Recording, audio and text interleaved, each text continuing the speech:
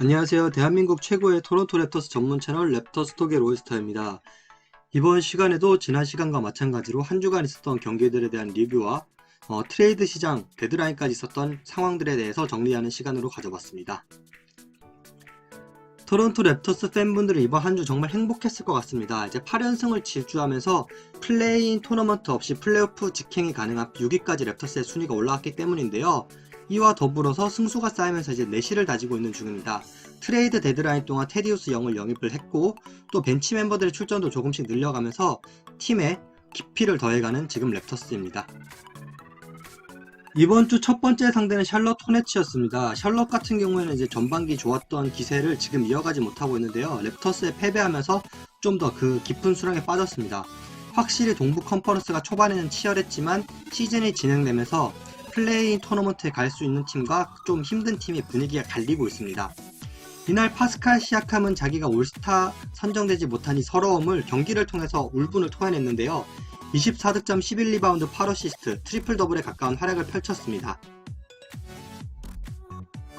그리고 이제 고든 헤이워드가 경기 도중에 발목 부상을 입어서 경기를 다 치르지 못하고 이제 돌아갔는데요. 큰 부상이 아니었으면 좋겠습니다. 그리고 우리의 올스타 프레드 밴블릿 이날도 이제 6개의 3점슛을 성공시키면서 이번 시즌 5개 이상의 3점슛을 성공시킨 경기를 16개로 이제 갱신을 했습니다. 그리고 오랜만에 가비지 타임이 나오면서 스비 미하일룩, 말라카이 플레인, 유타 와타나베가 경기에 출장을 했는데요. 이 선수들 약 2주 만에 나왔다고 합니다. 좀 더 로테이션에 들어갈 수 있어서 많이 볼 수 있었으면 좋겠습니다. 이어진 오클라호마 시티 썬더와의 경기 117대 98로 랩터스가 승리를 거뒀습니다. 지난 버저비터 노카운트를 제대로 복수를 했는데요. 특히 시아캄이 1쿼터에만 15득점을 기록하면서 매운맛을 보여줬습니다. 이날 경기에서 시아캄 20득점 10리바운드 5어시스트를 시즌 9호 기록을 달성하면서 보슈의 8번을 넘어서 이제 프랜차이즈 신기록을 달성했습니다. 아쉽게도 이제 샴페니는 이 경기에 나오지 못해서 본인의 그 노카운트된 버저비터 이것을 복수를 못했네요. 이날 스카티 반주와 조슈 기디 떠오르는 두 유망주들의 맞대결로도 관심을 끌었습니다. 이제 반즈는 17득점 그리고 기디는 이제 트리플 더블에 가까운 스탯으로 두 영건들이 앞으로 NBA에서 보여줄 모습에 대한 기대치를 한껏 더 올렸습니다. 그리고 랩터스 조금씩이지만 이제 로테이션이 생겨나는 분위기인데요. 부쉐이와 아치우아가 19분씩 출장을 했고 벤튼도 12분 출장했고 그리고 가비지 타임에 이제 유타 와타나베와 스비 미하일룩이 출장을 하면서 이 두 선수가 득점까지 거뒀습니다. 폭풍이죠. 백투백으로 이어진 휴스턴 로켓츠와의 경기 19점차 대승을 거뒀습니다. 이 대승을 통해서 이제 리그 최장 기록인 8연승을 거뒀고 2년 만에 랩터스로서는 8연승을 거뒀는데요. 다시 한번 백투백을 모두 쓸어 담았습니다. 이날 로켓츠 입장에서는 이제 두 명의 악몽 같은 선수가 있었는데 게리 트렌트 주니어와 파스칼 시아캄이었습니다. 근데 시아캄이 이날은 이제 반칙으로 퇴장당하면서 이제 본인의 출전 시간을 31분으로 대폭 줄이는데 성공했습니다. 파스칼 시아캄이 잘하면 랩터스가 이기는 게 어느덧 공식처럼 되어가고 있는데요. 물론 에이스가 잘하면 이기는 것은 거의 당연한 것이긴 한데 시아캄 같은 경우는 이 퍼센테이지 굉장히 높습니다. 시아캄이 3점슛을 성공하면 16승 1패 그리고 시아캄이 30득점 이상을 달성했을 때 31승 5패 그러니까 진짜 시아캄이 승리의 아이콘인 셈이죠. 또 놀라운 사실은 랩터스 벤치가 오늘은 휴스턴 벤치를 이겼습니다. 그러니까 랩터스 벤치가 잘 나오지 못하기 때문에 벤치 싸움은 항상 밀리고 들어가는데 이날만큼은 이제 랩터스가 승리를 한 거죠. 이날 벤치 멤버들은 이제 풀코트 프레스를 비롯해서 넘치는 에너지를 마음껏 보여줬습니다. 이번 주 마지막 경기 덴버 너게츠와의 경기였습니다. 1점 차로 패배를 하면서 아쉽게도 이제 연승 행진이 끝나고 말았는데요. 클러치 타임에 이제 오지 아누노비의 공격 리바운드에 이은 마지막 풋백을 이제 요키치가 블락을 하면서 이제 경기가 그렇게 끝나버렸습니다.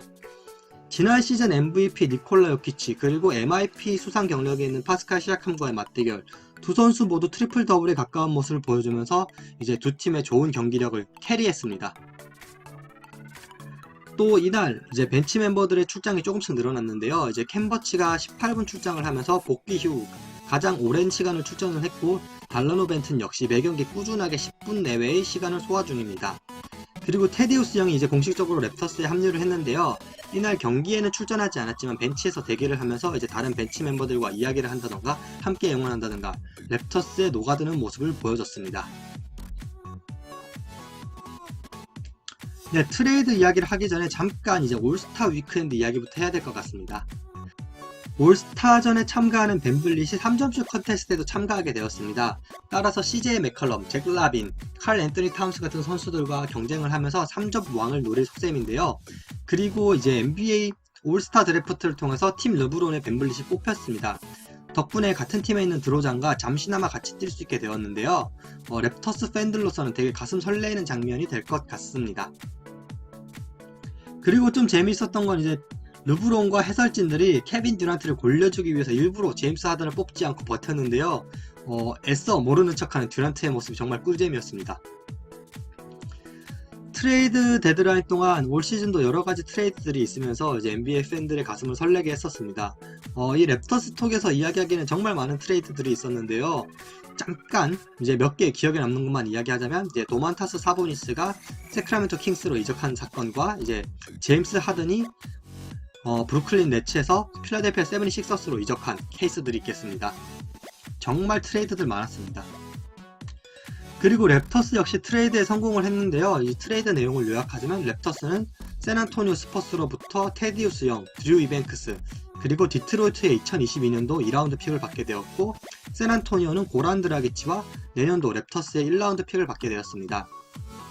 이 트레이드 배경을 살펴보자면 젊은 팀에서 뛰기에도 애매하고 안 뛰기에도 애매한 이제 두 베테랑들을 서로 맞바꾼 셈이 되겠고요. 테디우스 영을 통해서 랩터스는 벤치가 보강되었고 스퍼스 같은 경우에서는 이제 디트로이트의 2라운드 픽에서 랩터스의 1라운드 픽으로 픽이 올라갔습니다.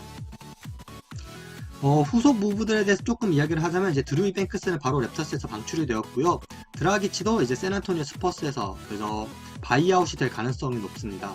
또 랩터스는 이제 이따가 설명한 트레이드 엑세션이 생겼습니다.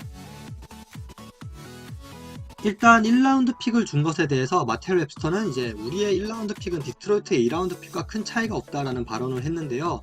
만약에 랩터스가 이제 6위 안에 그리고 5위 안에 든다면 20위권 내외의 픽 순위가 되고 디트로이트 피스톤스 같은 경우에는 탱킹팀이기 때문에 못해도 35번 정도의 순위가 걸릴 것으로 보이기 때문에 랩터스가 잘만 한다면 이제 그 말은 맞는 말이 되겠죠.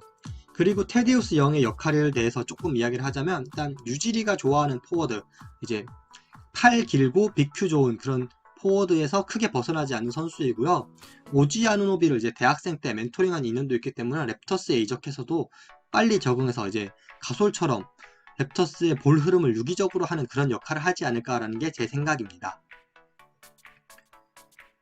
그리고 이렇게 드라기치가 랩터스를 떠나게 되었습니다. 이제 랩터스 팬분들의 많은 분노를 자아냈던 선수였지만 이번 기회를 통해서 약간 드라기치의 속사정, 말할 수 없었던 속사정들을 이야기하려고 하는데요.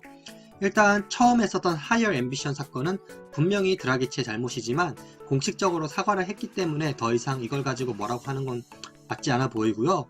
그리고 애초에 랩터스 계획에는 없었던 선수였기 때문에 드라기치도 몇 경기 플레이를 해보고 랩터스와 합의하에 출장하지 않기로 결정된 것으로 보입니다.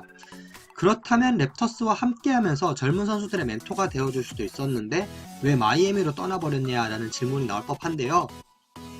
이거는 그동안 말하기 힘들었던 드라기치의 가정사 때문이라고 합니다.